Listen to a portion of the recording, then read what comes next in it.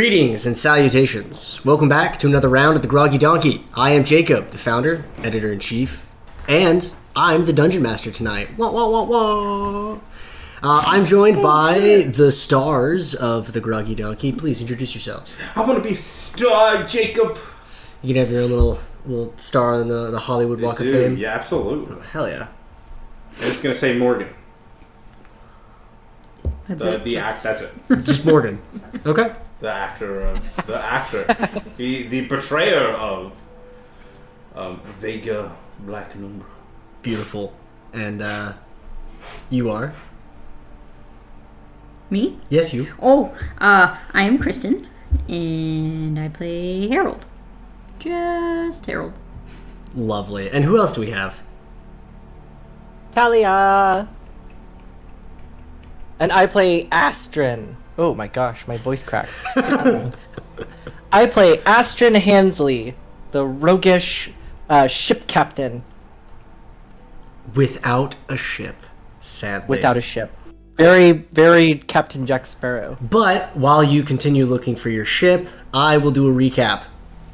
So, last time in the Gatekeeper Chronicles, our party left New Liran and began their trek to the Temple of Astraltpia just outside of the town of Hexenvorop on Vorgixera. Along the way, they had a vehicle mishap. They decided to go ahead and push the vehicle as far as they could, but it broke down. They were in a crash, and then they decided to figure out what they were going to do next.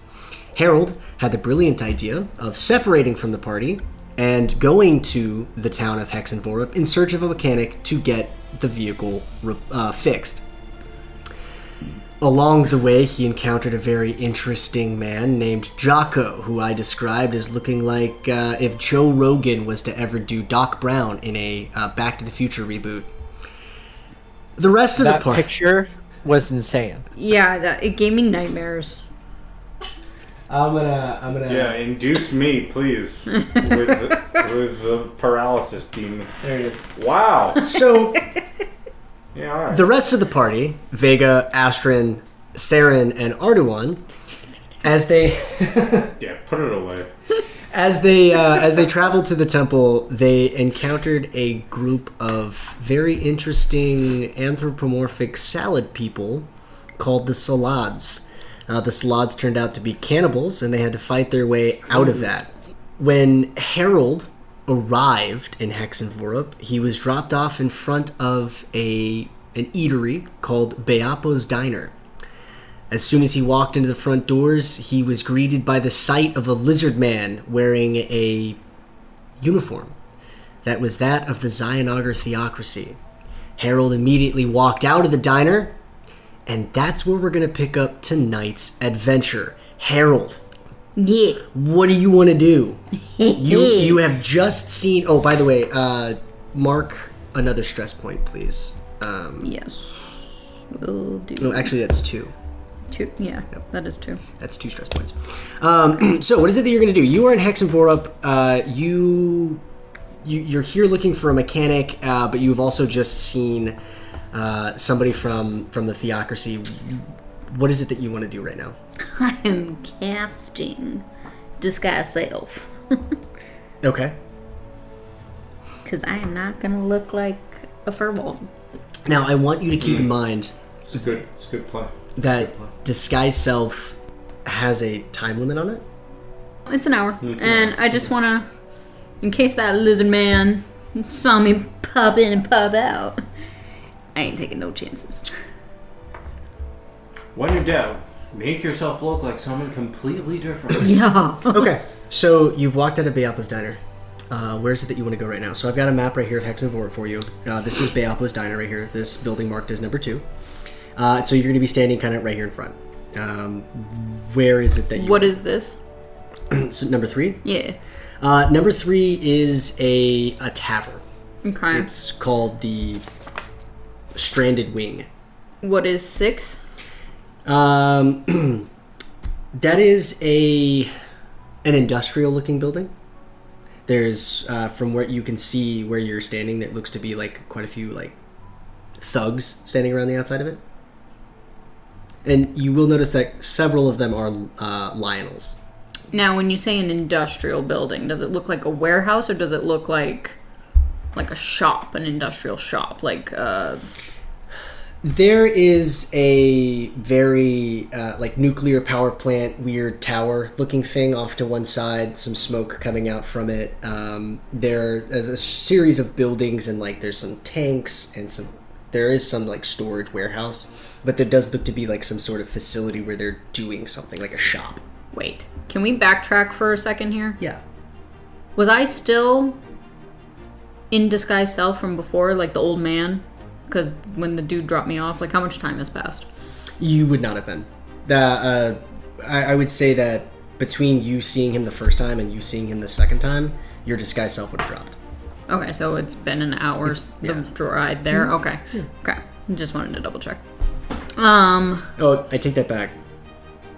When he picked you up, you were disguised self as the old man. So when you got dropped off, I will allow you to say that you just renewed your disguise self. Okay. So you walked in as the old man and walked back out and renewed it. So the time, whenever you cast a spell and it has a time limit on it, I'm going to say that you have kind of like an internal timer of hey, I know my spell's about to fizzle out and end.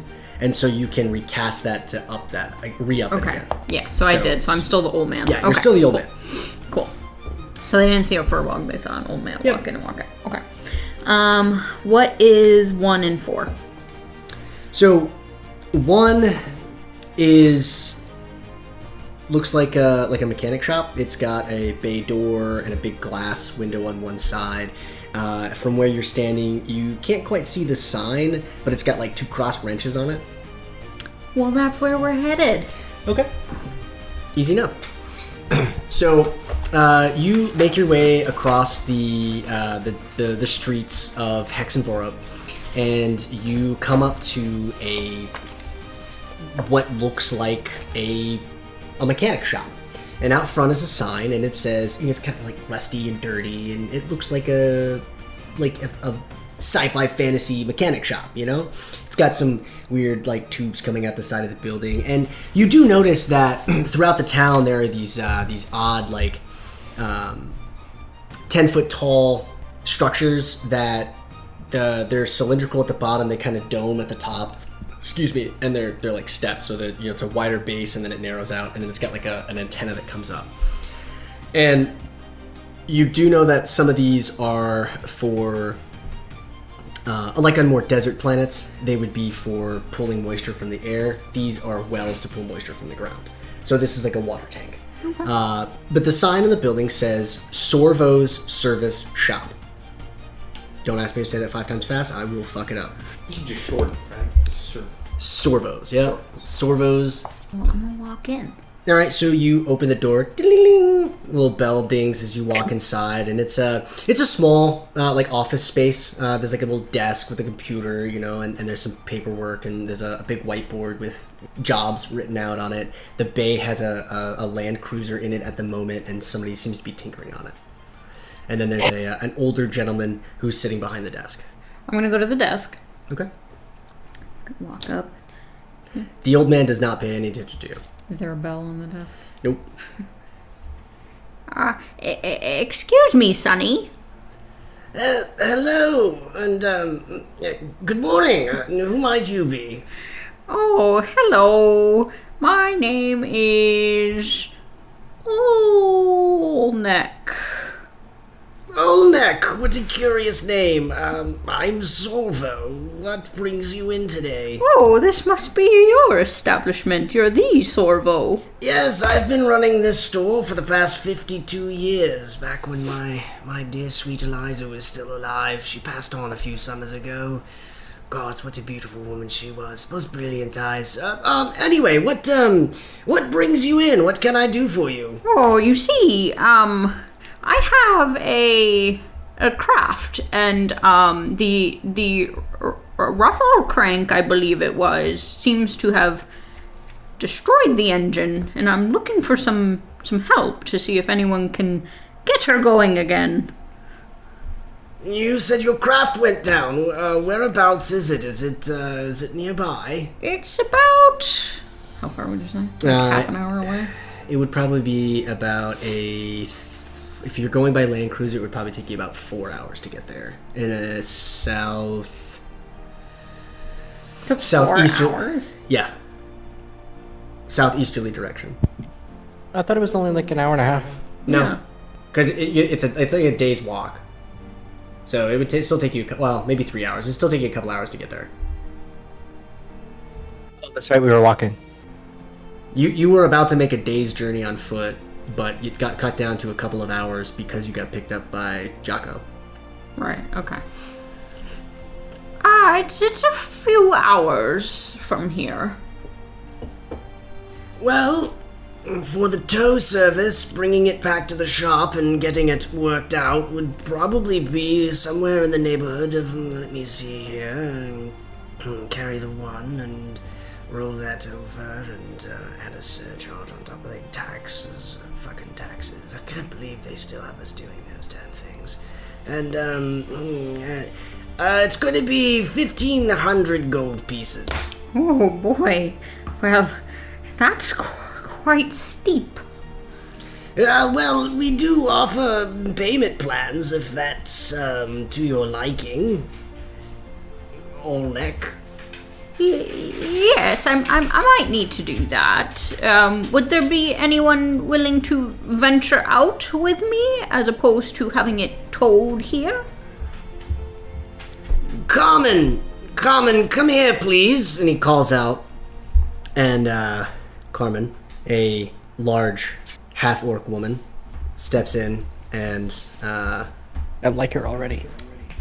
she doesn't say anything. She just kind of stands in the doorway. She's got coveralls. She's covered in grease. Her hair's kind of messy. But you do notice that despite her messy look, she still does have some makeup on. And she just looks at Sorvo and grunts.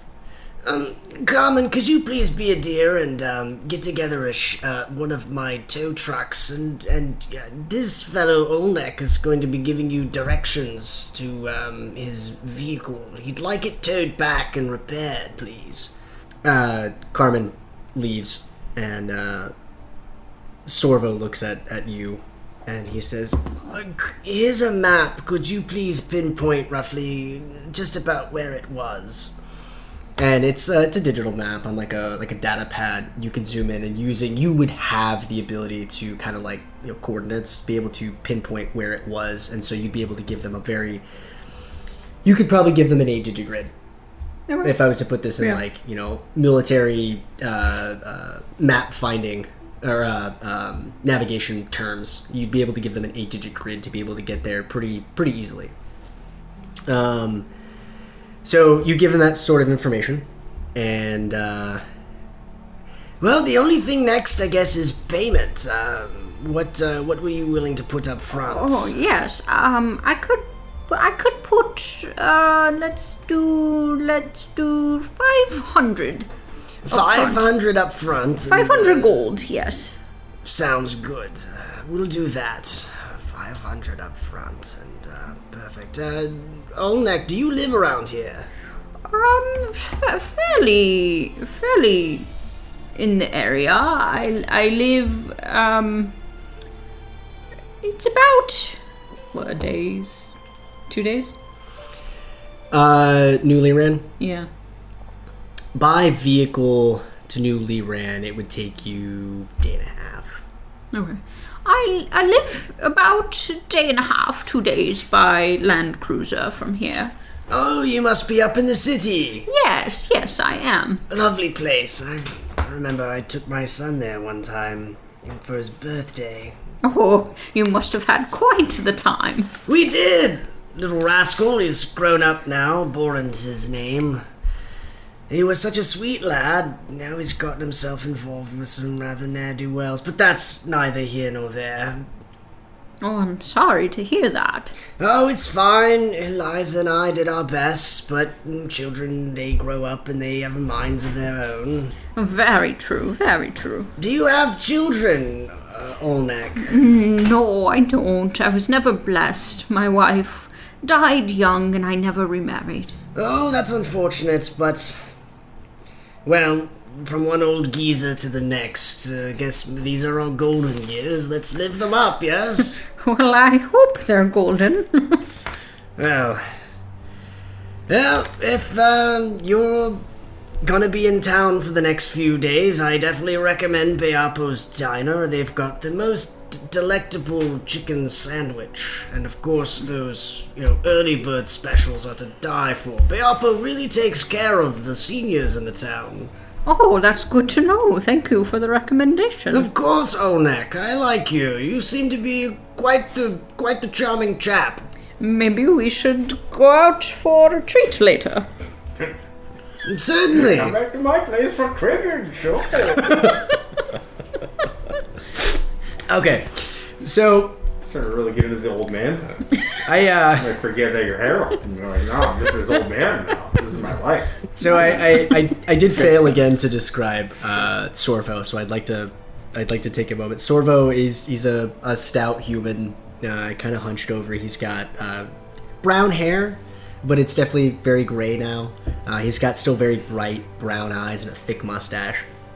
And he's wearing a tank top with like suspenders.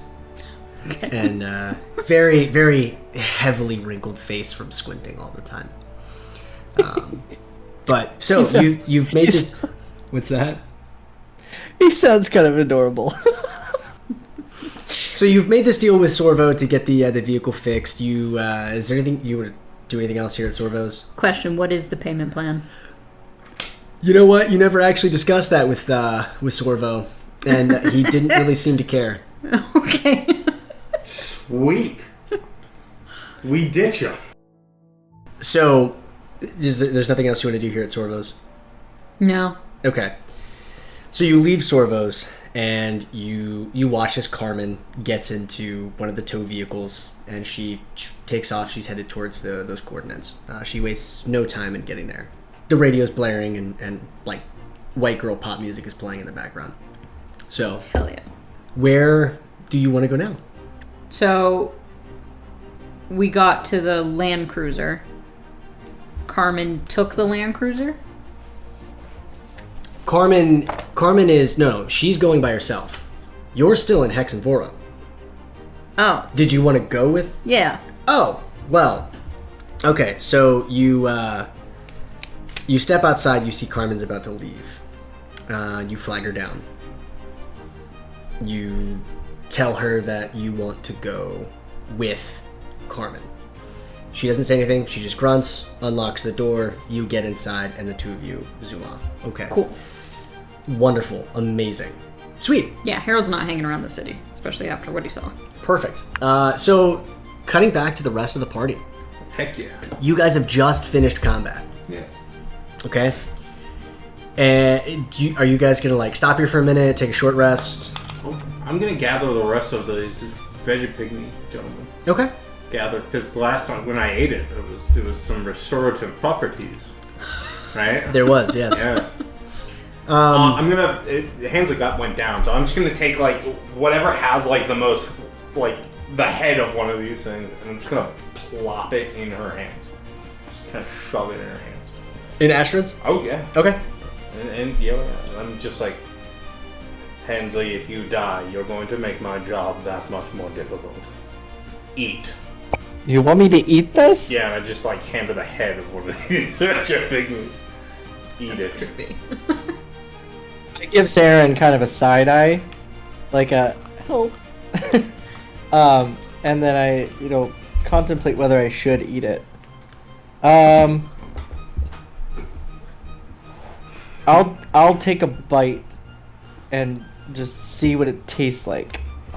Okay, so Nibble. you take a bite of this veggie pygmy head, and Caesar dressing blood. it tastes like a salad. Let's go. It's crunchy, and it's got that. At least the lettuce is fresh. Yeah, it does. It tastes like a Crisp. very fresh lettuce, very So crisp. There's a few Are there different things. tomatoes that pop in your mouth when you bite into it? This Yes. dish is absolutely just amazing.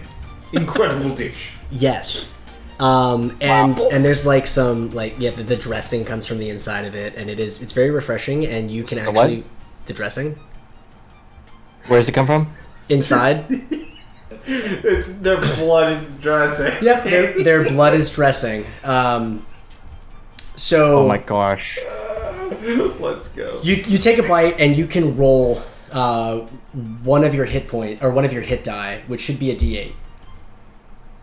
D8? Yep, you're a rogue, so you have a D8. So you have regained 2 points of healing. Now I'm at 25 out of 31. Okay. Do you guys want to go take a long rest, roll some more hit die, and then push on? No, I think we should go. I agree. Unless anybody else needs a long rest. So No more talking to vegetable people. I understand. That was definitely a poor decision on my part. Apologies. And Arduon, he continues to look around, much intrigued by everything around him, but... Oh, yeah. Is there, any decent loot around here? These guys holding out on us? I think I gave you guys some stuff last time. I think you gave Sure him you 50 did. gold each. Yeah, I think it was 50 gold each. Oh, yeah, Ridiculous. that's right, because we poked around. Yep. But nothing else. You'll be fine. It was 50 gold Oh, each, and then... Yeah, Is it that's right, just some gold. Or is it just straight up gold? You guys should have marked it on your character sheet. Oh, I did.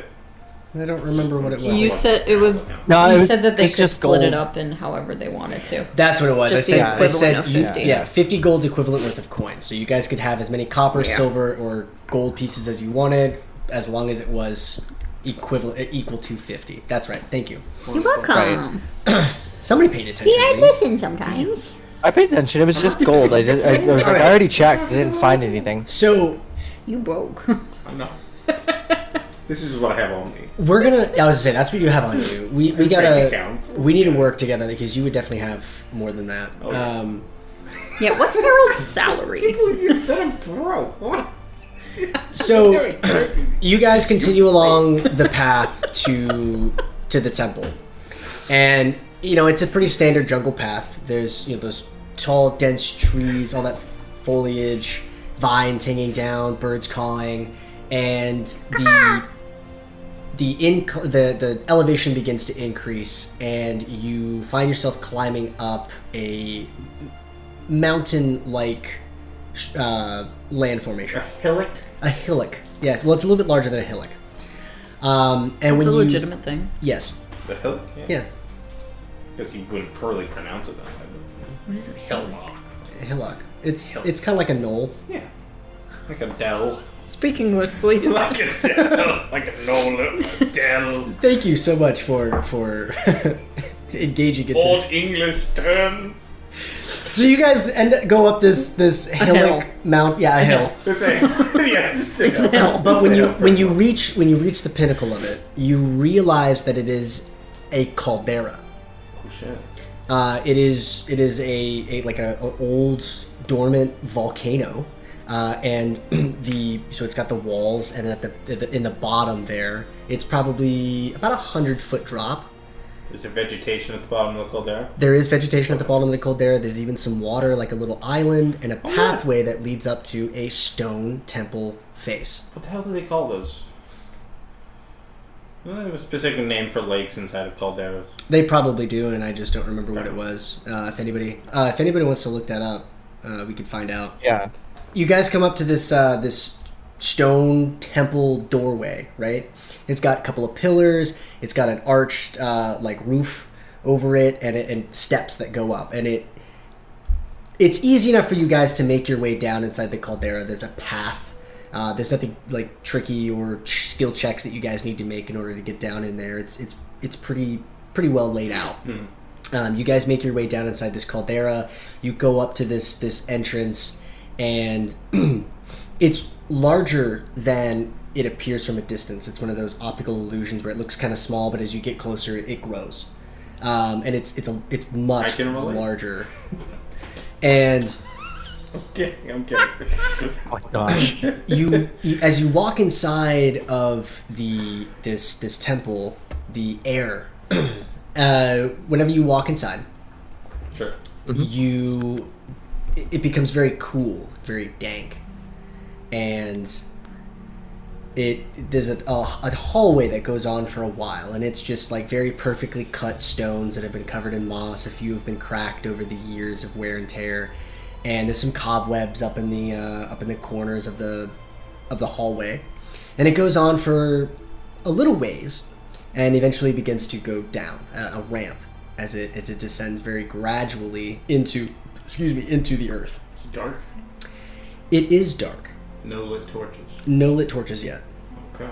You do not have dark vision. I was literally just about to ask myself this question. You are a changeling. Changelings do not have dark vision. Fair enough.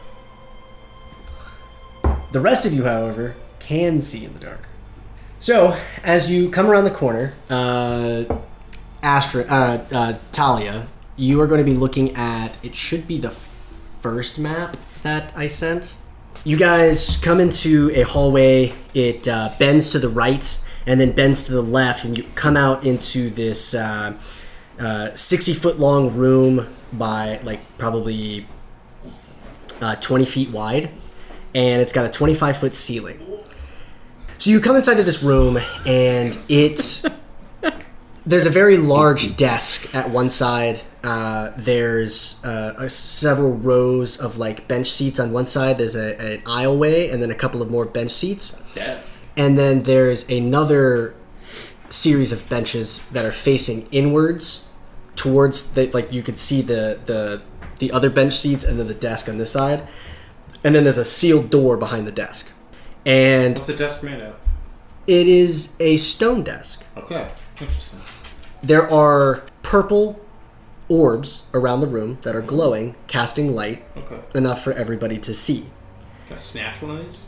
Is there a possible way I can scoop one of these purple orbs up, snatch it in my hands, use it like a light? Roll me an athletics check. Oh? Yeah, I don't have good strength on this one yet. Just gonna roll it off with it. Yeah, I rolled a 4. So no, that's a 3. No, you can't pull one of these off the wall. No, they're stuck. No. I would like to try to pull one off the wall. You want to try to pull one off the wall? Okay, roll me an athletics check. 14. You are also unable to pull one of the orbs off the wall. Alright. Well, I thought I'd try. It's worth a shot. So, what I would like for you to do right now is I would like the two of you to roll me an investigation check. What now? Really good at these. Investigation? Always. Investigation. Yep, investigation. I've never failed an investigation. 17. 13. Okay, what the two of you are able to piece together is that this looks like a courtroom. And as you begin to look around the room, you know, the seats that are there with the aisle in between facing the desk, that's the gallery. And then off to the other side, that's the juror's box. And then the desk is where the judge would sit. And as you begin to look around, you see that the desk has a book on it. I want to look at the book. Okay. Wait, a paper book? Wait.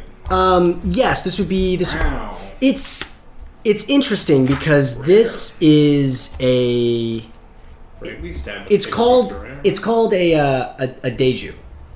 Right. And a Deju is like my world's Bible, if you will. Okay. But this is just like a section of that, and you could probably guess that this is a temple to Astraltpia. That this is probably just Astraltpia's teachings. Sure.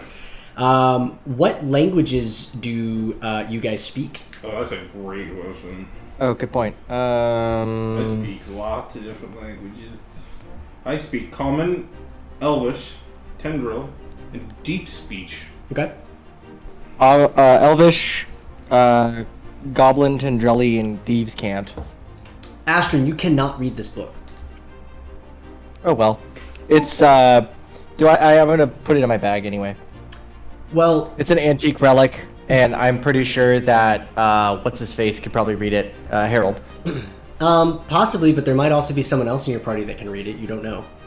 Oh yeah, hey, Arduon, can you read this? Arduon looks at it and he, no, I actually cannot read this. This is, if my understanding is correctly, this appears to be deep speech. And let me see the book. Alright. I hand over the book to Vega. Vega. I'm gonna put my hands on it to infer the deep speech.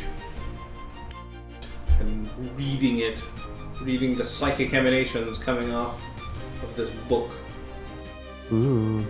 These purple, like this force enters your mind as the deep speech enters you, and as you begin to understand what it is that these words are saying.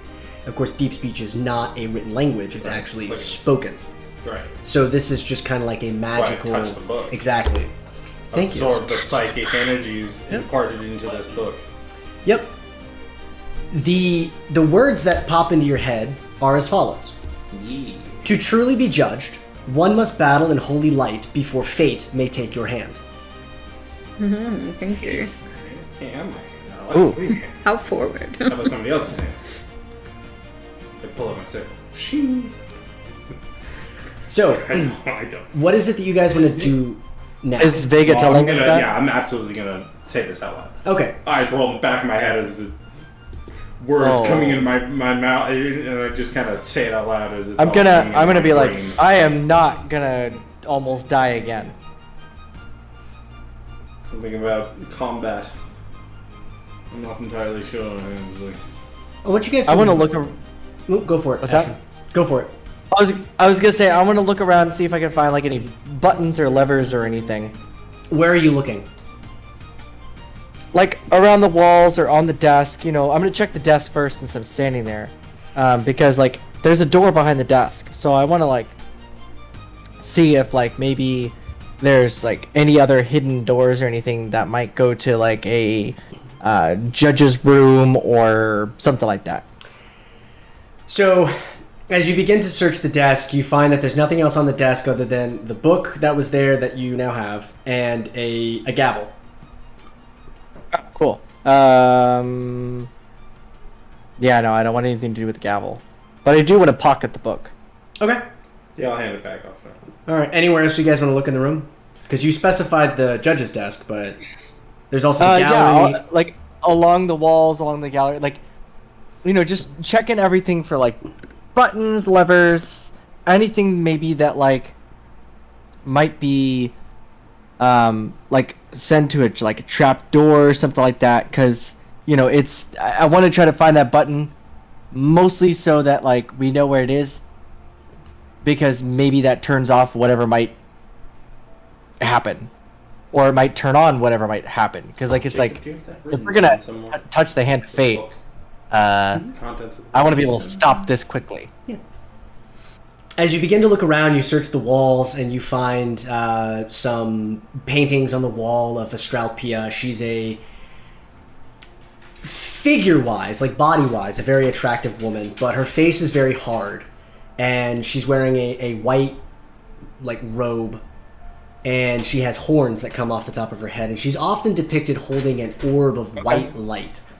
And as you begin to search the gallery, you find etchings in like the backs of the seats, and even like old pieces of paper that have been, you know, worn with time, but they say, "All hail Astraltpia, the mistress of the trials." So we're in a puzzle room, like an escape room. Yes. Did you search the juror's box as well? Yeah, I'm searching all those. Okay, so as you search the juror's box, it's three sets of like pews stacked up one behind the other, and etched into the back is a string of elven letters. Oh. I can read that. You can, but the letters that you see are jumbled. They make no sense. Put my hands to it? Yeah. Anything at all? Nothing. What are the letters that I see? It's quite a few, and they seem to be broken up into 10 words. 10 words, okay. Yep. Roll both of you, I would like both of you to roll an insight check. Oh, I thought you were just gonna hand me a whole string of letters and have me solve a puzzle, but okay. I would love to. Unfortunately, I couldn't find a really good way of doing that, so I've... That's a 12. A 12? Okay. Yeah. What is with all these ones? So close to Sucks. 20. Could have pulled a 24 out of this. Alright, so Astryn, you've no idea. Vega, you get the idea that this is obviously a coded message. Mm-hmm. And that the key to solve this message is somewhere within this room. but you need to look again. Okay. So where is it that you want to look for this key? You said 10 words? 10 words. Is there anything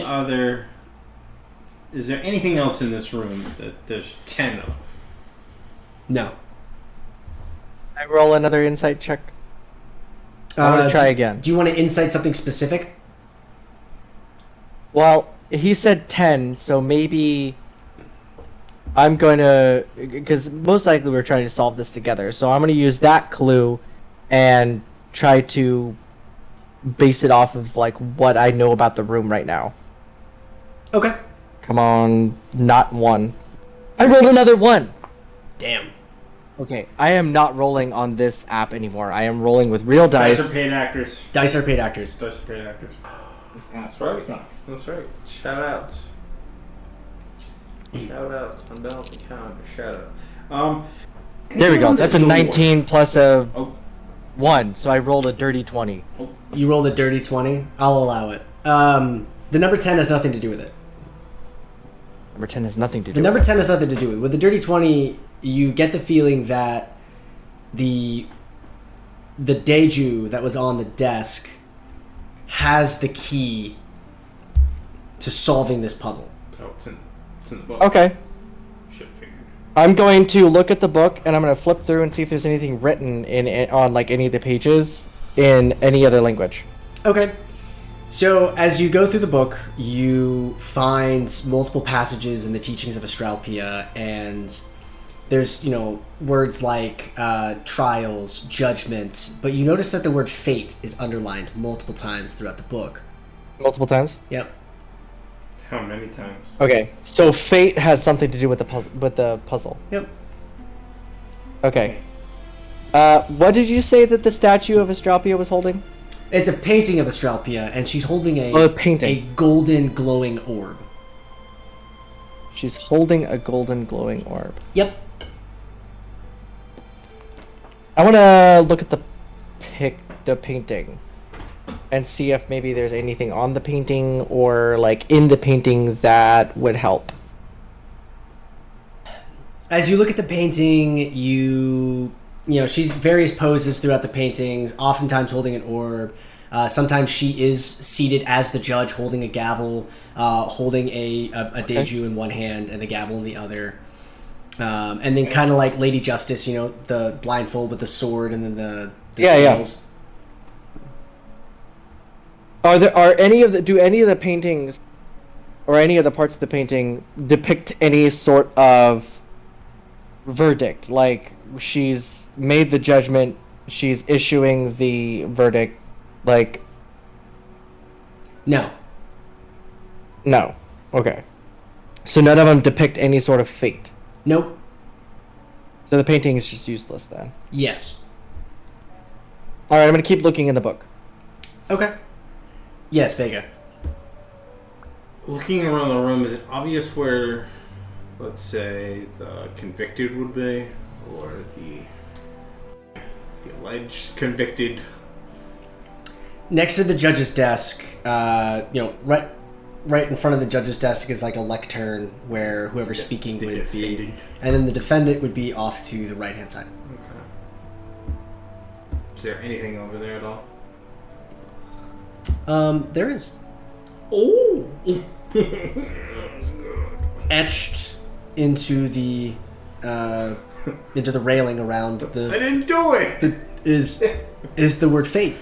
Oh shit. Touch it. Nothing. Just kind of wipe it off then. Where else do I see this? Anywhere else? Looking around the room for the word fate. On the back wall across from the judge's desk is the word fate on the wall. I'm gonna sit in the judge's desk. Is there a chair there? Yeah. I sit. Okay. I sit. If nothing else to contemplate. I will have Arduon stand at the lectern. Okay. Yeah. And then I'm going to go sit in the defendant's seat. Okay. And then I'm going to have Saren go sit in the jury spot. Okay. and see if anything happens. Want to bang the gavel? Vega wouldn't. I want to, but I know Vega wouldn't, unless he does. You can. Well, I'm gonna ask Vega to bang the gavel. Okay, fair enough. How many times do you want him to bang the gavel? What? Twice. Okay. Twice. Do you bang it twice? Do I think this will get me killed? No way to tell, right? No, there's no way to tell. You said number 10 has nothing to do with this, so I'm not going to bang the gavel 10 times like a goofball. Yeah, I'll just bang it twice, why not? Nothing happens. Boom, boom. Nothing happens. But as you're sitting there in your respective places trying to figure this out, Saren pipes up. And she goes, Astryn, I've been thinking about this string of letters here. I wonder if it's some kind of like a cipher. Like maybe the way out of this room is we've got to figure out we got to decode these words, and maybe one of the words that That's what I was thinking. But Vega and I couldn't figure it out. Did you try a word? What do you mean, did I try a word? Did you try a word? It's a cipher. Oh, fate is the cipher. Oh, fate is the key to the cipher. Fate is the key to the cipher. I'm gonna immediately rush over to where she's at and look at it again. Okay, so the way ciphers work is there's a key, right? And you have the alphabet, and depending on however many letters that is, every other letter is based off of the word that is the key. So fate is the key. So A's become F. Or I should say, A's become F. So forth and so on. So in order to break out the cipher and actually like decode it, you have to like write it out and then use that key. That a lot of like old time spies would make like a cipher wheel, and it would be these two pieces that you could rotate, and it would have the alphabet on the inside the wheel. Caesar cipher wheel. Yep, exactly, and that's what this is based on. So you guys take a few minutes and you decode this message, right, using the word fate as the key. When the clock strikes 3, your judgment shall be revealed. And Is there a clock in this room? There is no clock in this room. What about on the floor? What's the floor look like? Any designs? Any patterns? Ceiling? Door? No? Just plain stone? revealed. Yeah, then I'll just bang the gavel three times. I check my clock. Vega, as you bang the gavel 3 times, Yeah. there's a pause, Yeah. and then the stone door behind the judge's seat rumbles and then begins to slide open. Oh shit. And the path forward has been revealed. Okay. Guilty as charged. Do you guys? That's right, I said it. Do you guys walk through the door? Oh, hell yeah. Yeah, I'm just kind of looking and go, good work, Vega. Okay. You guys walk through this door, and as you look at your map, it's that moving north hallway, and you come into a chamber that is very large. It's not depicted very well on the map. I didn't have enough space, but it is a very large chamber. Okay. The ceiling is 100 feet high, and there's a walkway, a very, very narrow,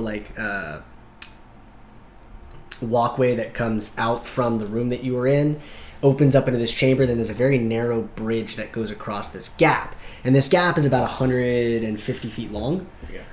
And then there's just abyss on either side of this this pathway. Oh boy.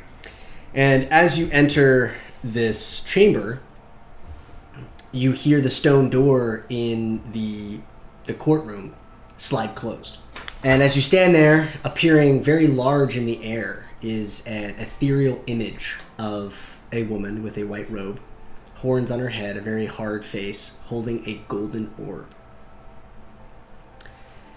Ooh. And her voice booms as it echoes throughout the chamber. And she says, "I am Astraltpia, the goddess of tombs and harbinger of tribulation. You have been chosen for my pleasure. Great rewards await you at the end of this labyrinth. Verily, you must complete Mockengram, or death awaits. Now, this is a very curious statement because you guys know that Mockengram is a month of the year. Harold! Yes? You have arrived I have arrived. at the destination where the downed land cruiser is. Yes. Carmen gets out and she begins to rig the vehicle for tow. And do you assist her in any way? Since I'm a feeble old man, no. But I do look at her and I go, when can we expect this to be done? She looks at you. She grunts. She holds up 2 fingers. 2 days? 2 hours? 2 weeks? She holds up 2 again and then nods.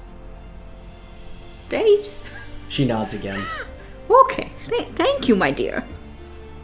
She then gets back to work, hooking it up and doing some, just checking it out, seeing, what happened. She grunts a few times at the split ruffle crank, and then she motions for you to get back in the vehicle, and you guys get back in, and you begin making your way back to Hexenvorop.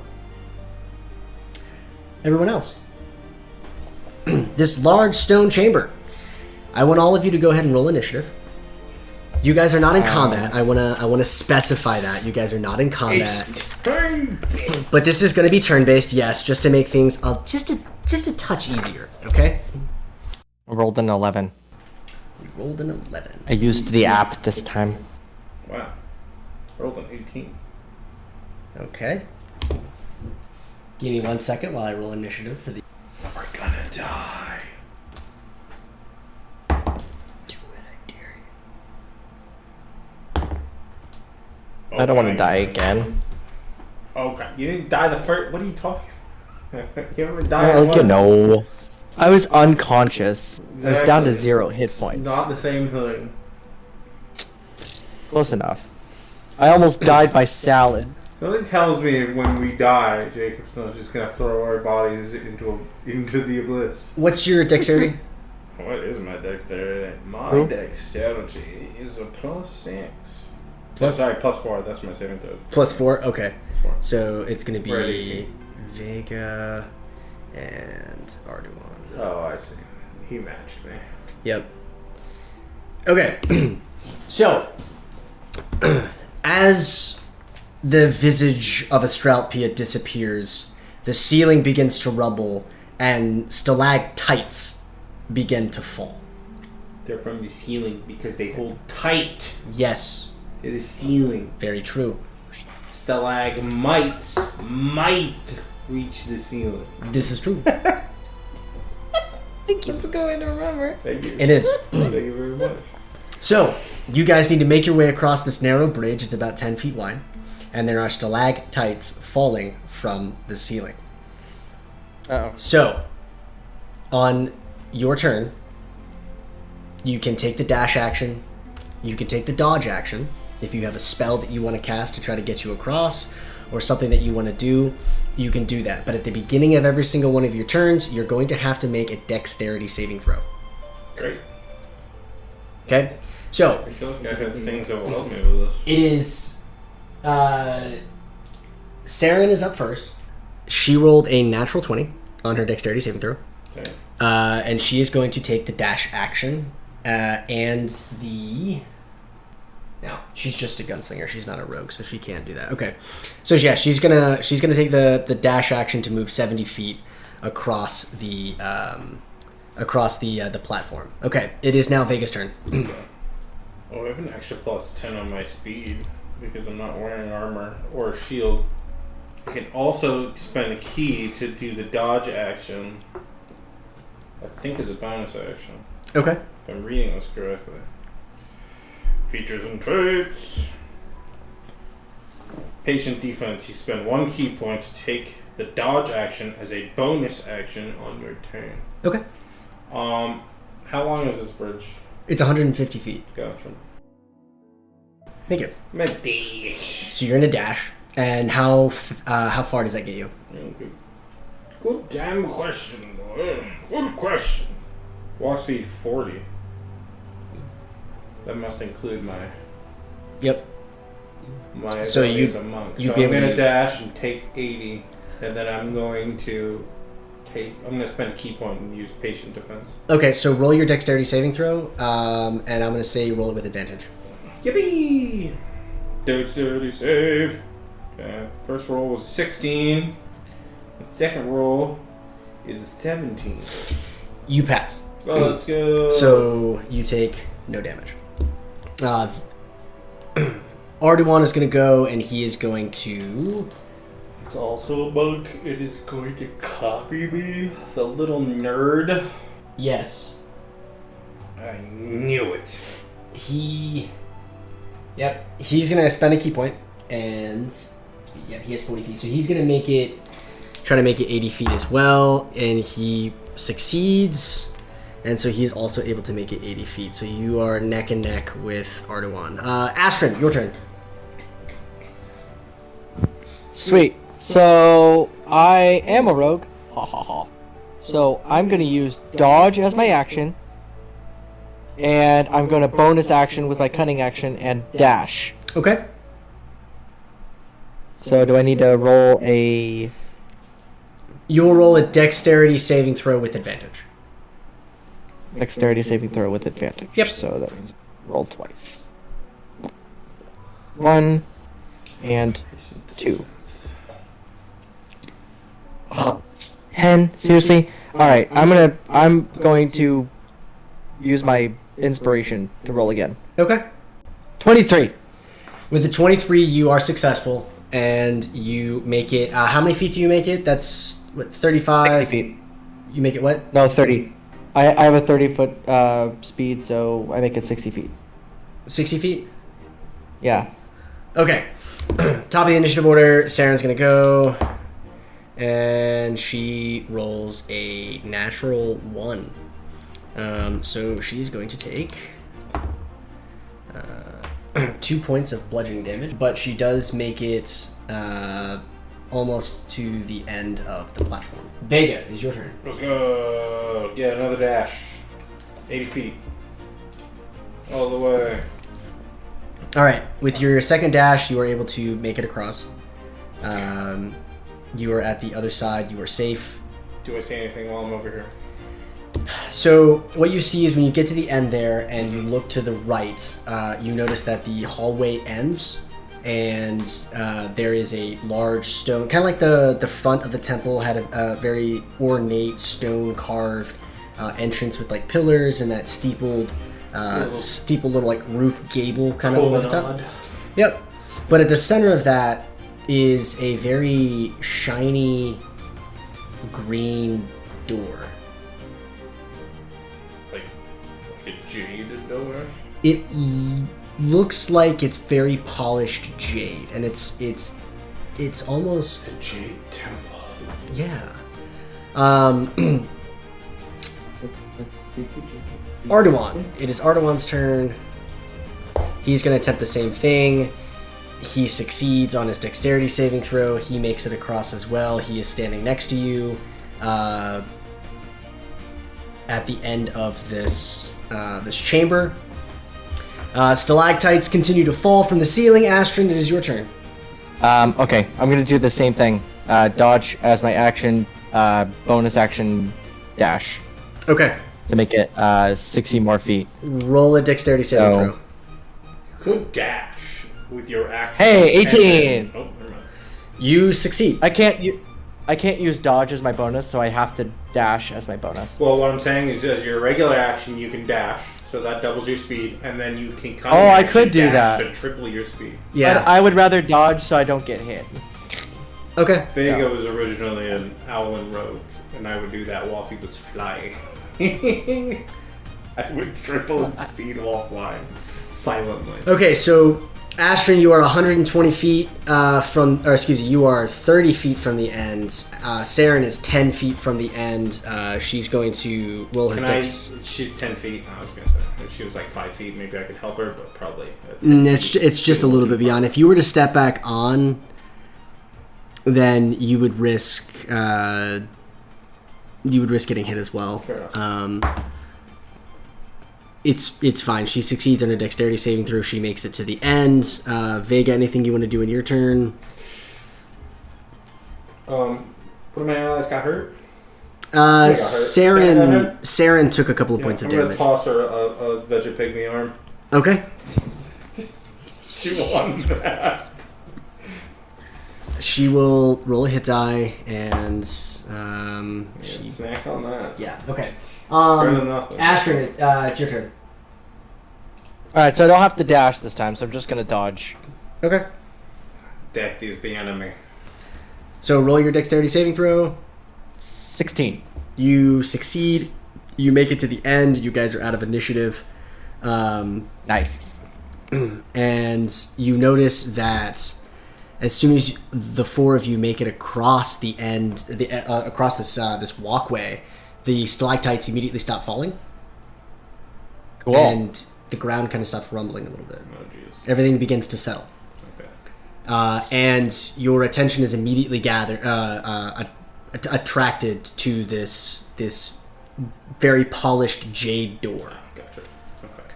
Ooh. I thought you were going to tell me some horrible monstrosity chasing after us down the path. Nope. So as you guys approach this green door, there are some words that are written above it, and they are written in common. And it says, "Green glass door seeks proof. Tell occupation, access inner room." It's proof. Uh-oh. So, this is another puzzle. Like my occupation. We literally have to say what my occupation is. Murderer. Yeah. I mean, Not wrong. kind of. Yeah, that's what it says. We have two criminals amongst us. Speak I mean, truth, seriously. though, so can't sugarcoat this. Existential crisis. Who Ahead. is Dead Vega? ahead. Yeah. What? What? Why is Vega? Why is Vega is a great question. I'm Yeah, gonna walk up that's to the something. door, and I'm going to. Yeah, I'll let Hansley go for it. I'm gonna literally just. I'm not gonna. I'm gonna kind of skirt around the fact that I'm, a criminal-ish. But I'm gonna walk up to it, and I'm gonna say, Astryn, pilot. Mechanical hand. You take 1 point of lightning damage. A mechanical hand comes out of the wall and Shit. slaps you in the face. What is? I'm gonna Vega's brush it true off a little bit. Why would you ask? I'm gonna some walk up. change? I'm gonna sigh. I'm gonna kind of crack my neck, shake my shoulders a little bit, and go. Astryn, smuggler. Does it do anything? The door appears kind of liquid for a moment, and you are able to pass through if you want to. Sweet. Yeah, I walk on the other side. As soon as you walk through to the other side, the door becomes solid again. Oh shit. Can I hear the others from the other side? You cannot. Uh-oh.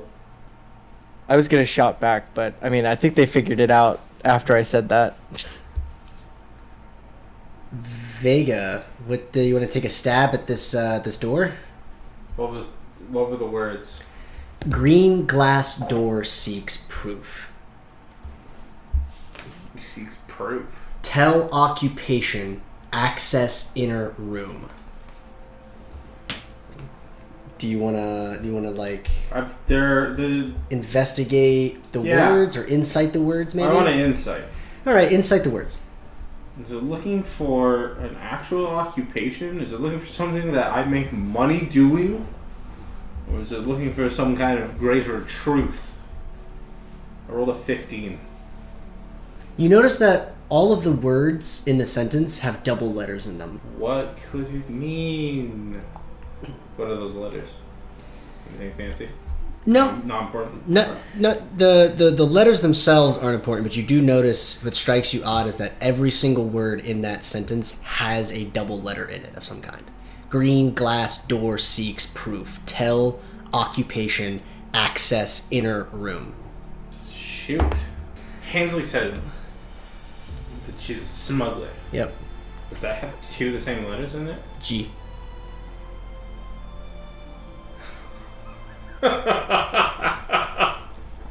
You watch as Saren walks up to the door and she says, "Skipper," and she walks through the door. Yeah, okay. Great. Nice, wonderful. Yeah, I'm gonna say murderer. Or actually, no, take it back. I say assassin.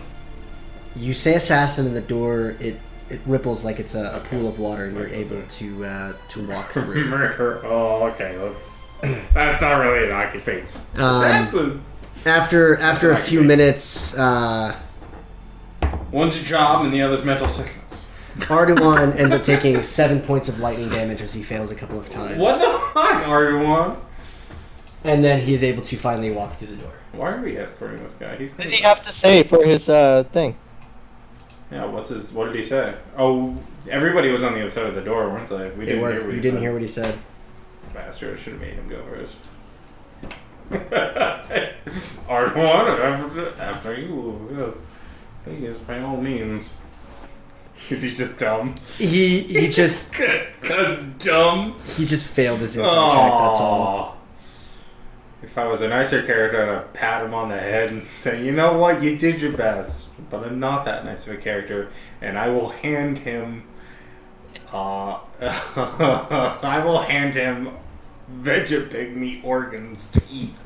He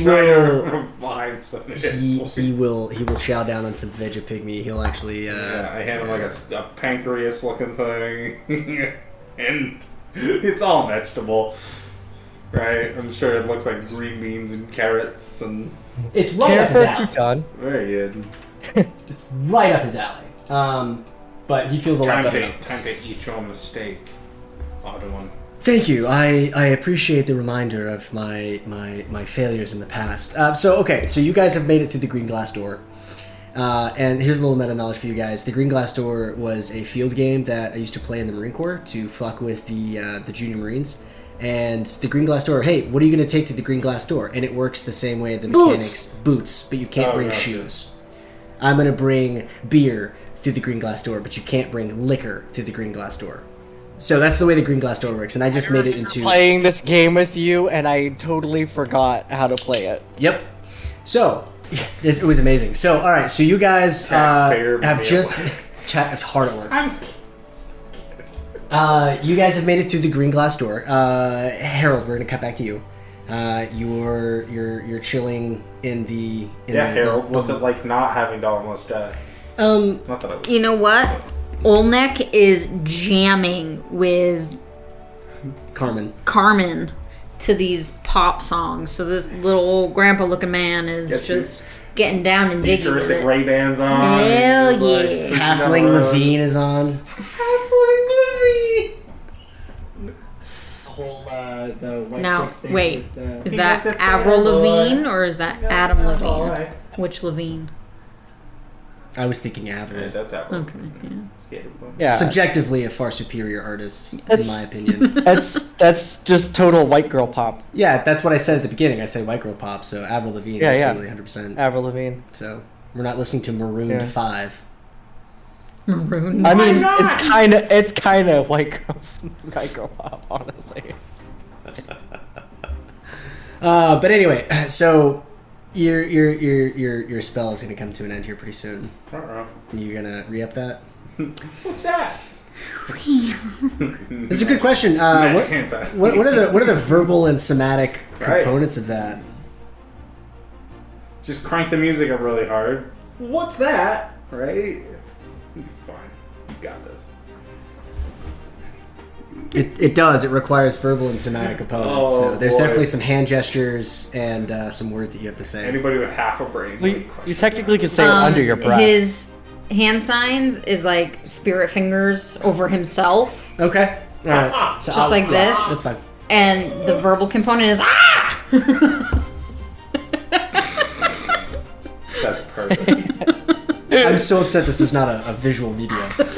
That was beautiful. It was 10 out of 10. So I feel left out. we're kind of skipping ahead with Harold here. It's fine. At this point, the rest of the party has probably just made it to the temple and is like still working on. Harold's probably got like a courtroom. smoothie, and he's got the Rayman's one arm out the side of the cruiser, and he's Fucking chilling, yeah. You and Carl. It's going.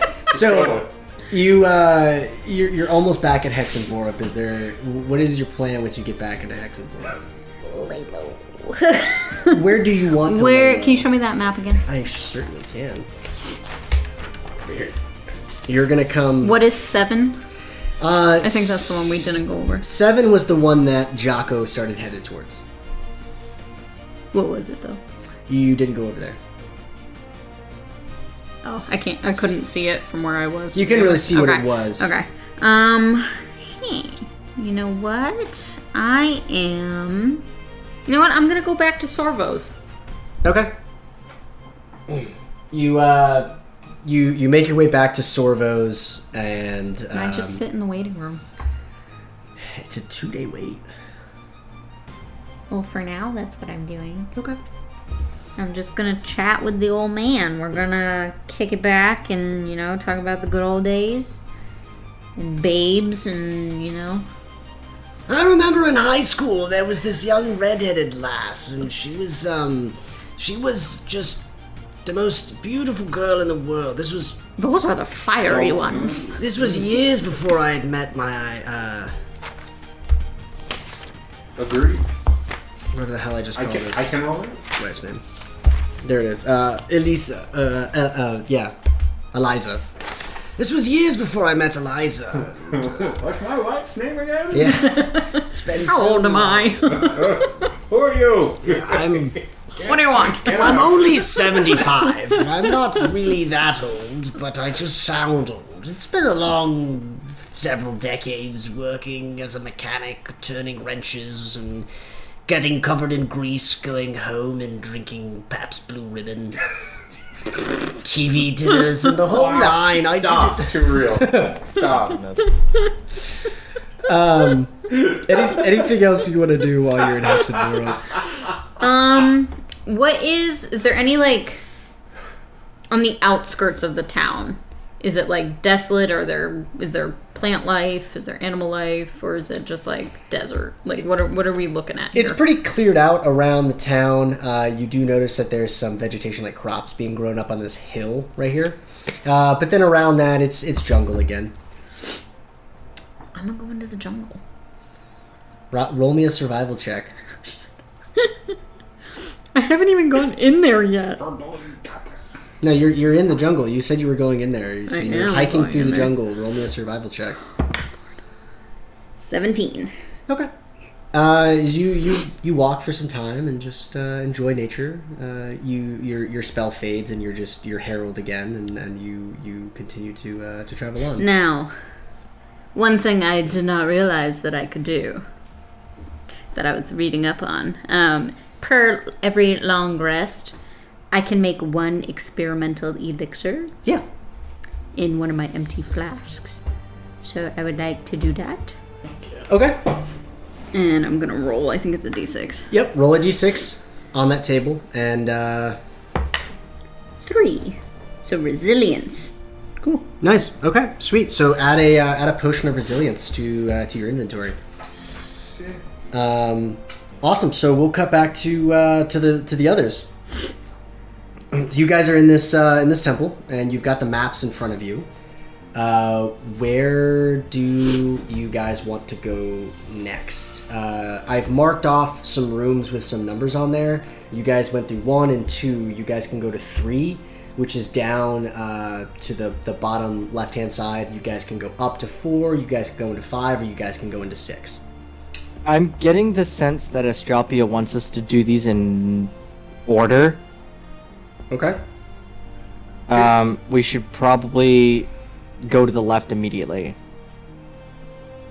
Even though I'm super curious and I want to check out all the other rooms, but I'm guessing that each one's gonna be like the other one, where it's like we can't go through unless we pass through whatever else. Any signage this hallway. And periodically, I think Vega would probably be touching things to see if anything infers deep speech. Okay. Occasionally. He may not be touching everything, because... You make your way down this hallway, and it's not a very long hallway until you get to that first left. And there's some sconces on the wall with those purple glowing orbs, and there's some... Ooh, can I pull the sconce off the wall? Roll an athletics check. Oh, shit. Okay. I was hoping they were, like, you know, a little more, like, you know, old school. There's no way this is going to work unless I rolled like a nat something. Nope. 8. No. It's stuck. There's some iconography on the wall, you know, symbolage of Astraltpia. There's some statues along the way, kind of like carved into the walls. There's more like statues of Astraltpia. Oh, okay. And imagine if Astraltpia had like the real world Bible equivalent of the Ten Commandments. Oh, Those would be etched on the wall in certain places as well. Cool. But if you guys want to go to the left, down that hallway towards the room marked as 3, you take that hallway. It's an immediate stair. You guys make your way down a short flight of stairs. It opens up into a small chamber, and there doesn't really appear to be anything in this chamber. And there's a doorway on the other side. Door over there? Just a door and nothing else in this room. Alright, I'm gonna look at the door Perception check. and try it. Active perception If it opens. check. What is your roll a perception check? Does it actually look... Oh, no, it's not to 13. That means it's a 15. It is an empty room. Okay, fair enough. You guys make your way to the next room. I'm trying the door. If it opens, I'm going through. There's actually no doors. Oh, there we go. Oh, I think it's a doorway. Sorry. Yeah, just a doorway. You guys enter into Okay. that second room right there, and it's a longer room, like from end to end, like left to right. It's a little bit of a longer room, and you find some crates in there. And a quick check of the crates will just reveal that there's like some more dejus of Astraltpia's teachings and some like hymnals with like praises to Astraltpia. We already have the one. Yeah. It's fine. I don't have a hymnal yet. Okay. If you want to take a hymnal to Astraltpia, take a Okay. Yeah, I'm gonna take a Astraltpia hymnal. praise and worship book. And Yeah. you never struck me as I've just the been religious type. adding book. Okay. Hansley, you never struck me as the religious type. I'm not. But they might cost some money Okay. at a fair or market or something like that. Vega's gonna So roll as high. It's like- okay, of course. I look at Vega and I go, they're antiques.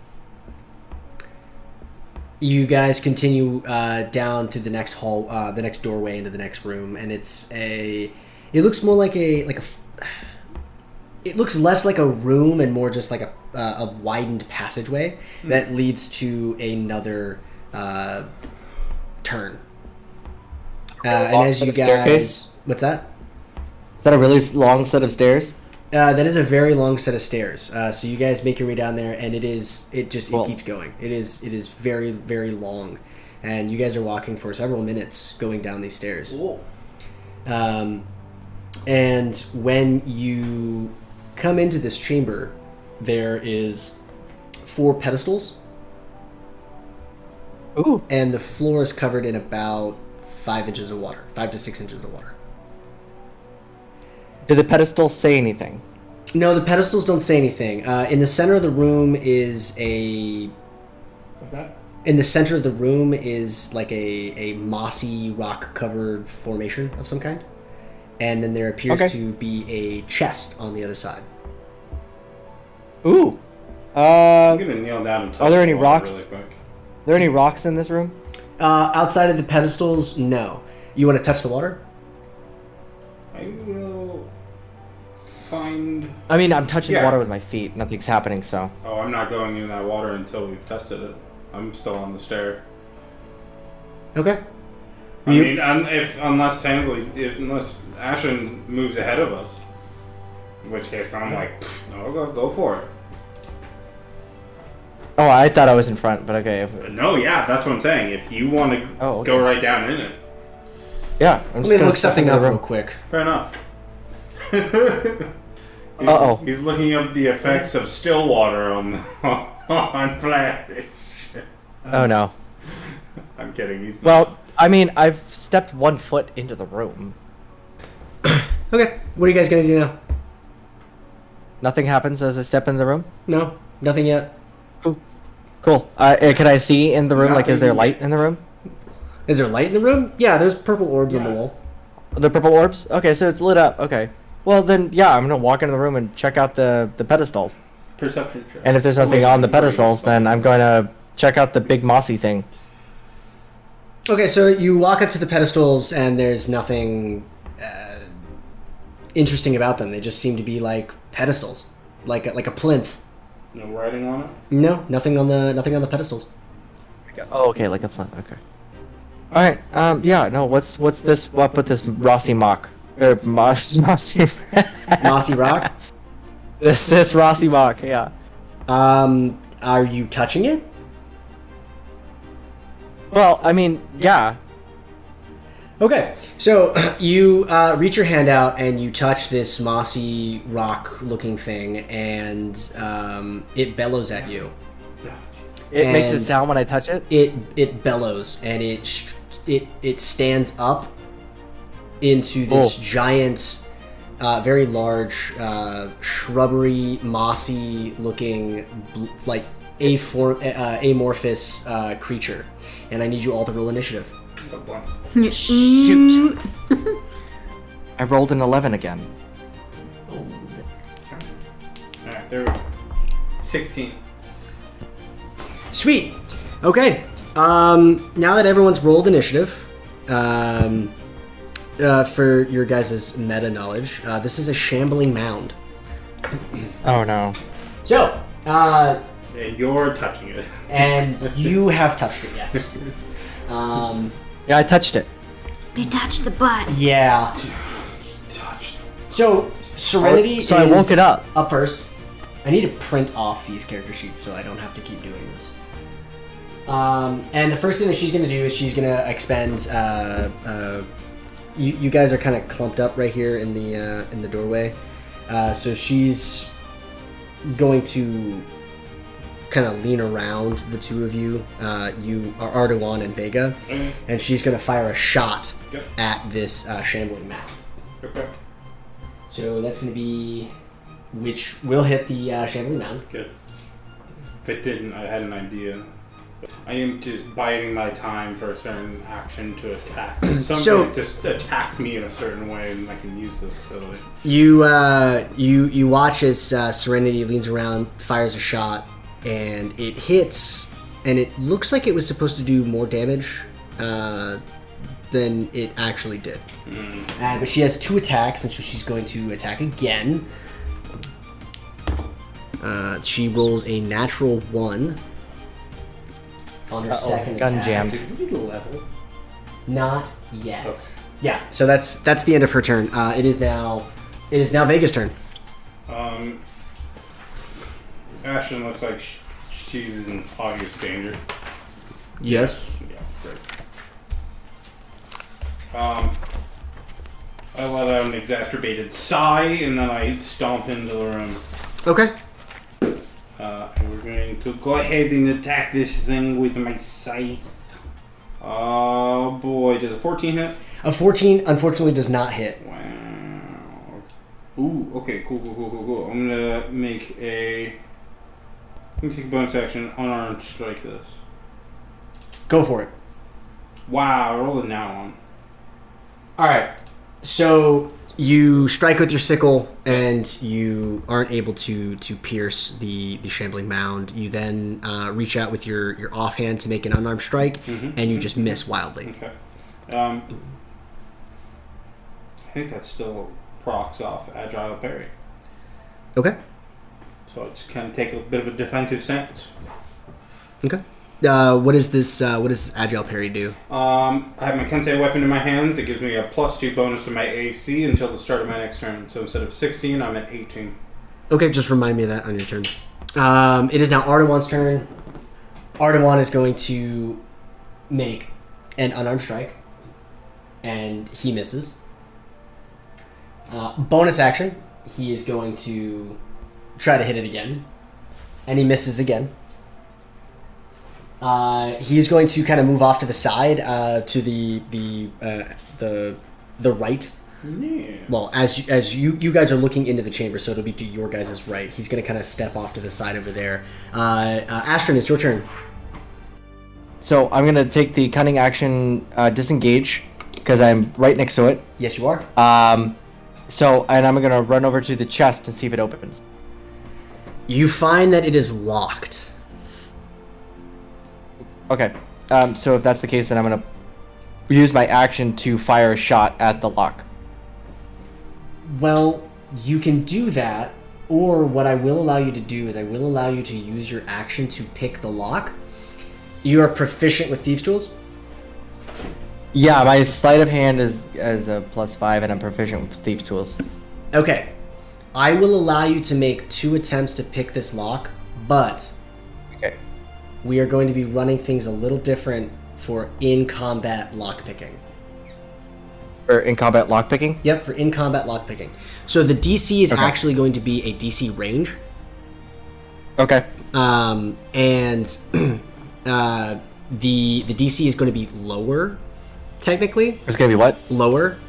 You're not rolling a D20. Alright. You're going to be rolling What am I rolling? You're going to be rolling a D8 plus your proficiency and dexterity. So a sleight of hand check, but instead of a D20, it'll be a D10 because the DC's been lowered. Okay, so roll a D8 and add my modifier to it. Yep.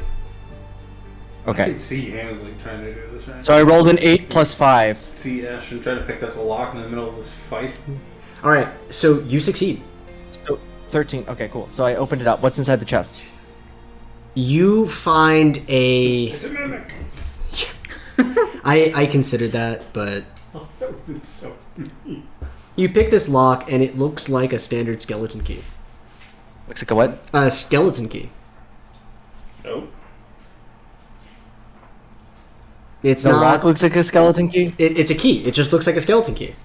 There's. Okay, but inside the chest. Yeah, inside the chest, it looks like there's a skeleton key, and it just looks like a normal everyday It skeleton. just looks like that's it. Yep, not ornate, nothing fancy about it, just a skeleton key. It's about the Alright, size cool. of Well, your hand.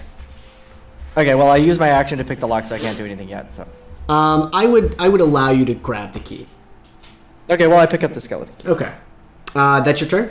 The skeleton key to the skeleton car. Yeah. Yeah. Yeah. All right, it is now the Shambling Mound's turn. The Shambling Mound is going to move up to you, Astryn, because you are close to it. Within, you're about 15 feet away, so it's going to expend 15 feet of its movement, and it is going to move up. So to it's you. not going to punch at the dudes that were punching at it? No, because you unlocked the chest. Oh. Shoot. You were also Okay. the one that touched it. Oh, poo. Alright. It's gonna be making 2 slam attacks against you. 17 on the first attack, and a dirty 20 on the second attack.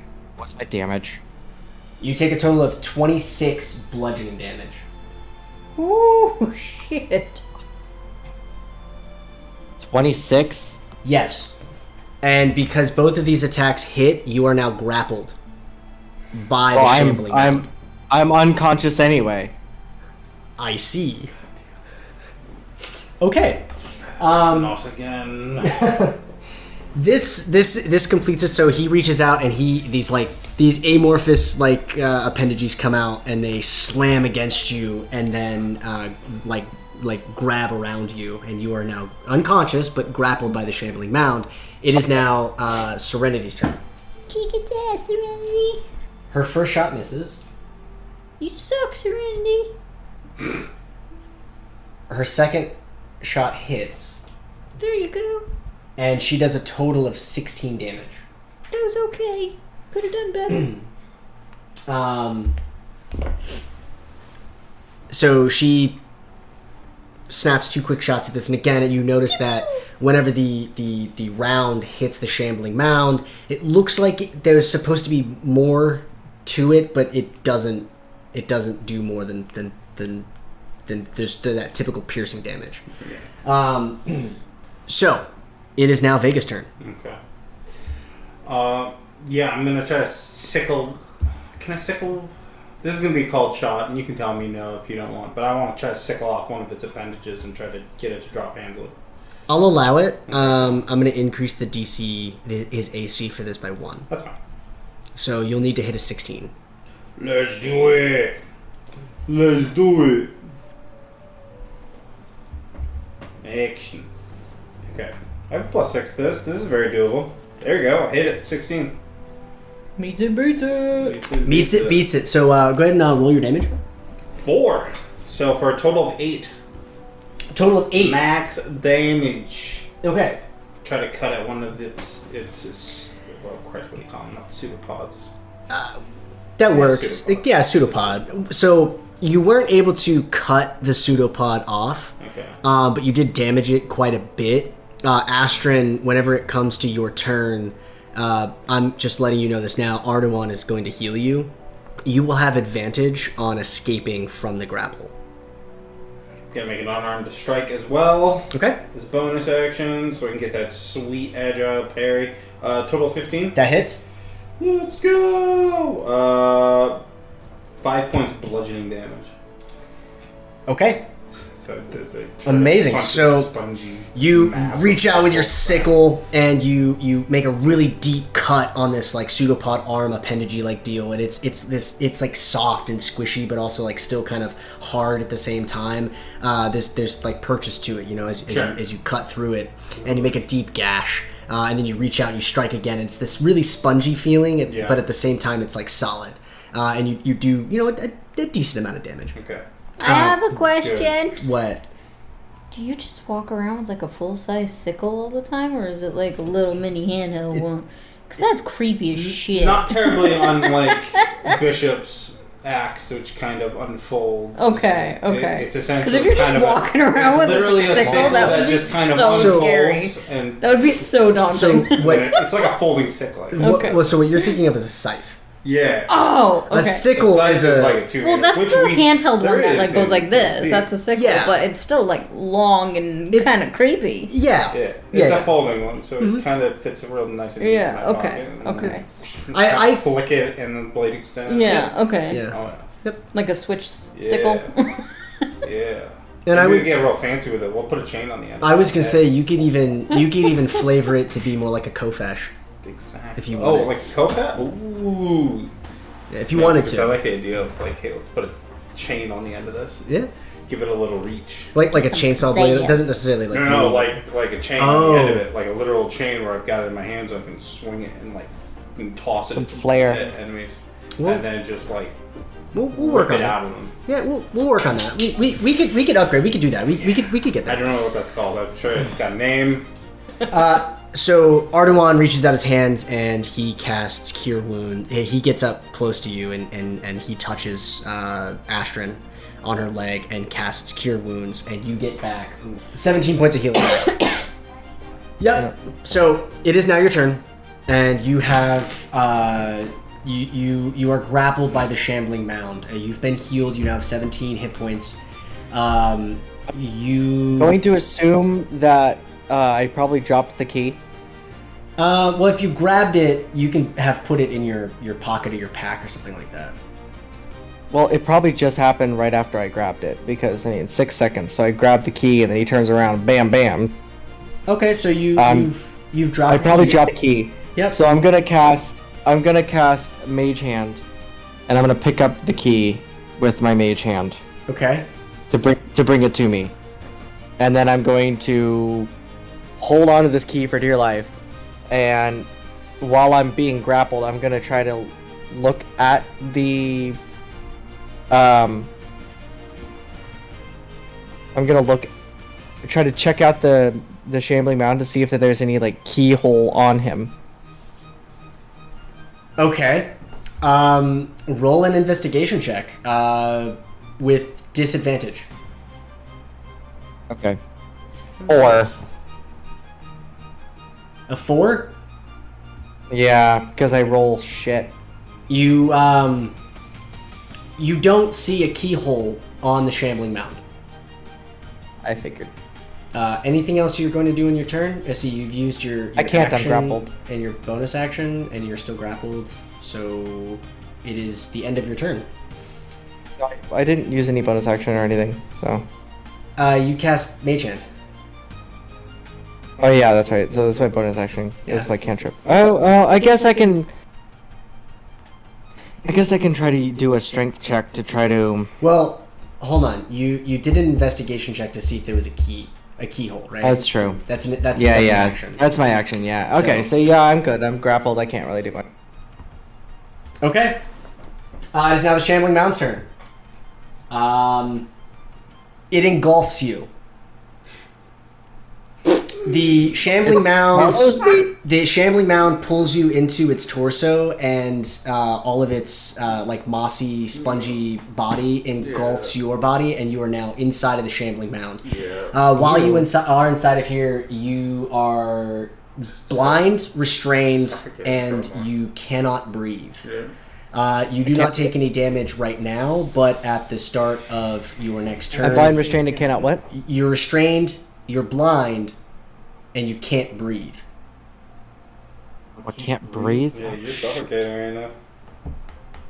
You're gonna start taking some damage. So, not right now. Not right now, but we don't get you out of there. Yes. So, it is going to turn and look at everyone else, Oh, Jesus.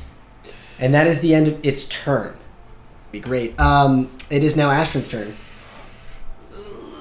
I can't do anything. Well, I guess I. Surely she's got a saving throw that she I thought can make. Astryn just had it. They're Saren's turn. Sorry, Oh, sorry, Yeah. Saren's turn. My bad. There is a saving throw that she can make, Yeah. but that's on her turn. yep.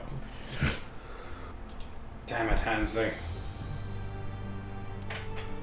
So, you watch as Serenity's it takes 2 shots at the Shambling Mound, and the first shot misses, and the second shot makes impact. And you notice that the shot itself seems to do some damage. Am I in range of her first shot? Are you in range of her first shot? What do you mean by that? Would her... This is her laser. Are you trying to... Yes. Yes. If she misses, can I use my reaction to redirect the missile, take her laser shot, and use my monk abilities to redirect it and try again to hit the Shambling Mound with it? Make a ranged attack. Well, it's a +6 on this, so 18. But I would like to redirect it, obviously, at the Shambling Mound. 1d4, so that's +4, that's 5. 5? Yeah. So Okay.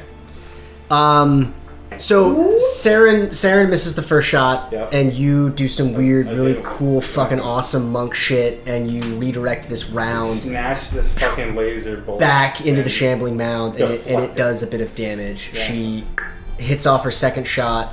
It hits the Shambling Mound, Yep. and there's an immediate impact, and there's a crackle of lightning. And you notice that the impact from the round does damage, but Yep. then the lightning from that charge heals over some of the wounds that are on the Shambling Mound. Oh, And it regains some hit points. okay. Okay. That's fine. Things happen. Shit happens. It is now... My eyes widen at this. Yes. I tell Sarah to don't do that shit again. It is now Vega's turn. I wasn't helping that time, but I am now. Let's do this. I've got something that can probably help.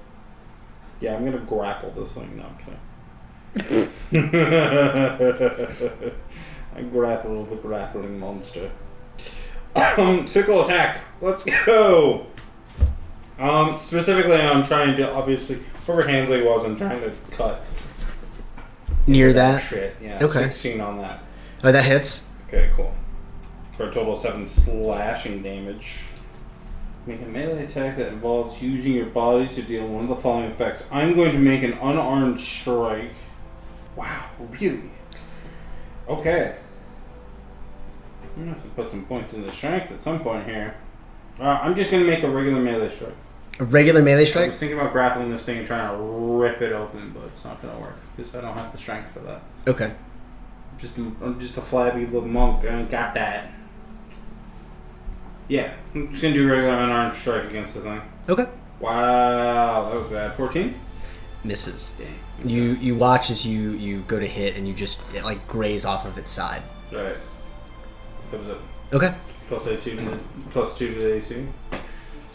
Oh, sweet. Arduon is going to put his hands together and he's Get Hansley out of there. He's gonna chant something, and he Arduon goes to cast a spell, and his spell takes hold of the monster. You see it reel as it like tries to clutch at its head. Oh! Let's give him the brain pain. It is your turn. So what I need from you, I need a Constitution saving throw. Con save? Yep, con save. I take that back. So What is it? It is your welcome. turn. You saved your life. You did. Yeah. So You have a chance here. you're blinded, Oh, restrained. so nothing happens to me yet? Yeah, you're blinded. You're restrained. You can't breathe. But you still. I can't move at all? You are restrained. Correct. I would allow so you to. Do I have minimal movement? Strength or dexterity saving? I would say you would. I would have you roll an athletics check to try to do anything. Wait, what? Technically, like a Athletics check with disadvantage. Athletics? Okay. So, why is it? There we go. So athletics, and okay. Well, I can't get any lower than a ones. Fair enough. Never mind. I was gonna try to feel around to see if there's any holes on the inside. Looking for a keyhole. Yeah. Okay. Yeah, you are unable to move. It is now the Shambling Mound's turn. Go ahead and re-roll that Okay, so Constitution now- saving throw. Now I roll a constant. All right, higher than a 1, please. Thank you. 17 plus 2, 19.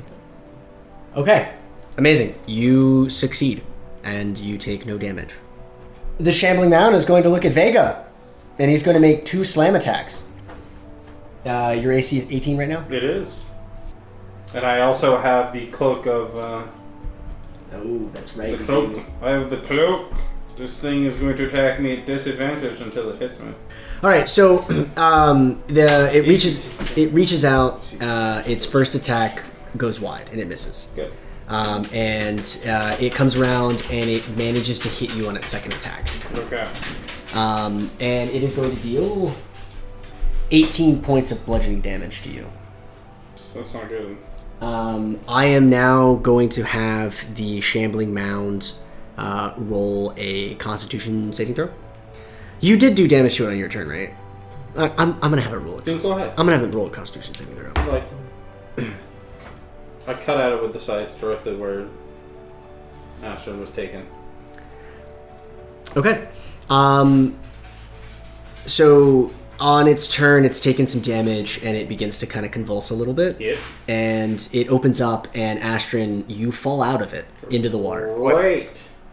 Oh, I fell out. The key is directly in front of you. I will give you a free action right now. Wait, even hold though on. it's Why not is the your key turn. directly in front of me? I thought I had it. I thought you said you dropped it. No, I remember I picked it up with my mage hand. Oh, that's right. You picked it up in your mage hand. Okay, cool. So yeah, I'm you are on the desperate for that ground. thing. You've got the key in your pocket, and yeah. So it is now Saren's turn. Yes. Do I think that the Shambling Mound will be able to get past the open doorway? No. Okay. It does not look like that it can get out of the doorway. Alright.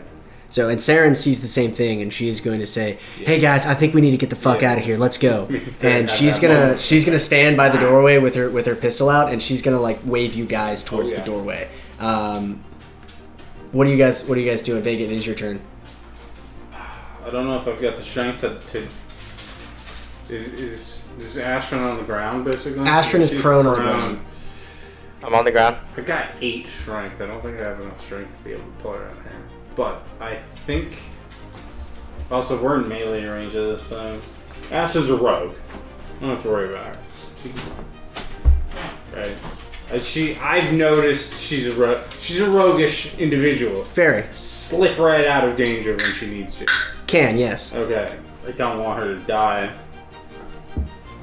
But I also need to get the hell away from the shambling mound. Okay, yeah, you do. I'm just gonna... Fuck. I'm just gonna fuck. No, I'm not gonna do that.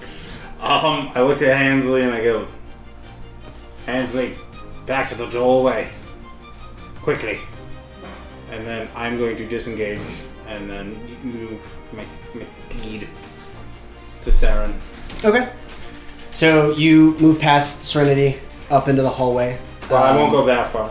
Just like far enough. Far enough. Okay, so I would say you're inside that hall, like on the staircase, but far enough in that if I can help do something, like I don't know, let's say we rip Hansley from the room. That's what I do. It is now Arduon's turn. I tell Arduon obviously the same thing. Or if he can, grab Hansley and rip her out of there. I'm actually going to, on Arduon's turn, shout at Arduon and say, stand on the pedestals. Arduon is, he hears you, but he is going... He's going to completely ignore you. Yay. Yep, and he's going to run up to you, and he's going to cast Cure Wounds. Ooh, there you go. Okay. Better than nothing. You receive 22 points of healing. Woo. That would have pretty much brought me back to full. I'm healed all the way. I'm max health. And then he is going to turn and run back towards the door. He is going to take an opportunity attack. Who's taking the oppie? The shambling mound, or he is? He is. But it misses. Its appendages kind of goes wide, and it misses Arduon, and he's able to make it to the doorway. Astryn, it's now your turn.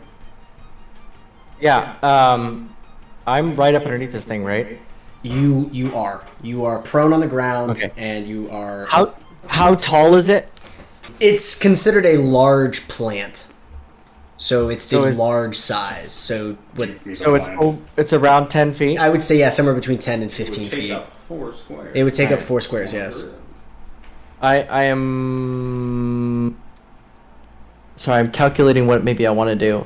Because I've seen these poses of Astraltpia throughout the whole system here of like halls and on the paintings and everything. There's 4 plinths. There's a chest with a key. Were any of these depicting her holding a key? No. No. Okay. So... Alright. I'm going to pocket the key so I don't drop it again. But I'm going to pull my weapon and I want to stand on the plinth next to me. I'm assuming that it's still within melee range of the shambling mound, so like it's still there. Yeah. And I'm gonna back to the others. Come stand on the plinths. Roll up. And then I'm gonna strike a pose like Astraltpia in one of the paintings or whatever. Okay. Persuasion, you said?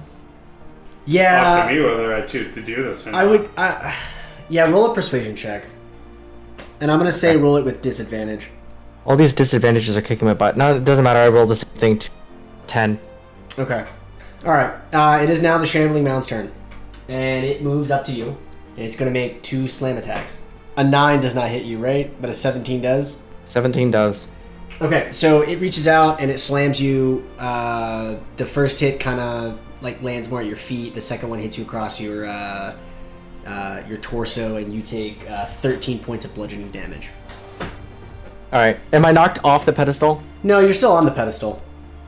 Okay. I'm gonna resume my pose. Vega, it is now your turn. I'm not going back in there. Okay. It's not happening. But on my turn, do I What do I... Damn it, Angela, you're making this way too difficult. Can I roll an insight check to see if Astryn is onto anything at all with this? Certainly, roll an insight check. Okay, let's do that. Let's start with that while I also think of something else to do. That's now one. Astryn is onto something. No.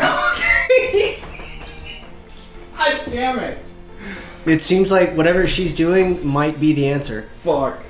Oh no. For a total of 5 though? Do I get anything on that 5? What do I think Kansley's doing correctly? The poses on the pillars? There are 4 pillars. There are 4 of you. There's nothing else in the room besides shambling mound, the pillars, and the chest, right? There's a couple sconces on the wall. Ooh, I want one so big. I wanted a torch in my hands. What is it that Vega wants to do? What do I want to do? Grab Hansley by the scruff of the neck and drag her out of there. That's what I would like to do. Okay. I'm not going to do that because I don't think I'd be able to stop her, but... It would be contested athletics, but... Or acrobatics. Shambling mounts on her pretty well, right? Yep, right there. Yeah.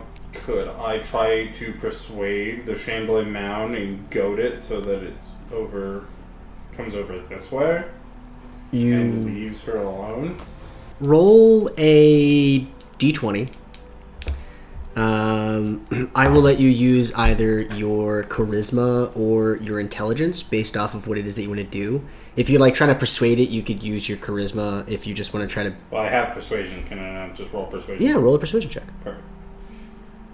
That's a nat 20 for a total of 25. Okay, so you move into the room a little bit away from Astryn, and you throw a rock at it, call to it, you do something to get its attention, and it seems to be working.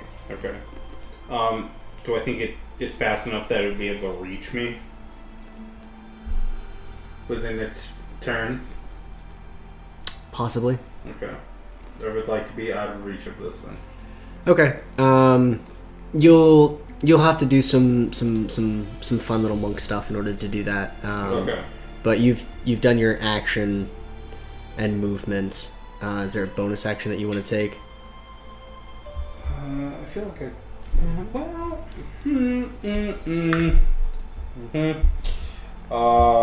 it's already going to attack at disadvantage against me, so I don't need to use patient defense. I still have a step of wind in my back pocket. I can use it any turn. I think I'm all set. So long as I put a good amount of space between me and the shambling mound and make sure that it's going the opposite way away from Astryn, then I think I'm all set. Okay. We're actually going to cut there, and we're going to go back over to Harold for a moment. Okay. Oh, dang. So Harold, you've been walking. Don't look at me! You've been walking through the jungle. What do you want to do? What time of day is it? It's evening. Is it bedtime? I would say it's close to bedtime. Yeah. Yeah. Harold's gonna do his per usual and find a nice little bush to hide in. Okay. To just hide in. Okay. He's not gonna go to sleep quite yet. He's just gonna be tinkering with some of his potions and looking at his books and stuff like that. Okay. He's just kind of out of the open, hidden, if you will, as best as he can.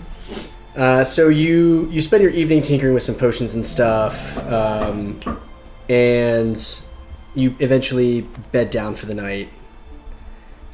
Roll a stealth check.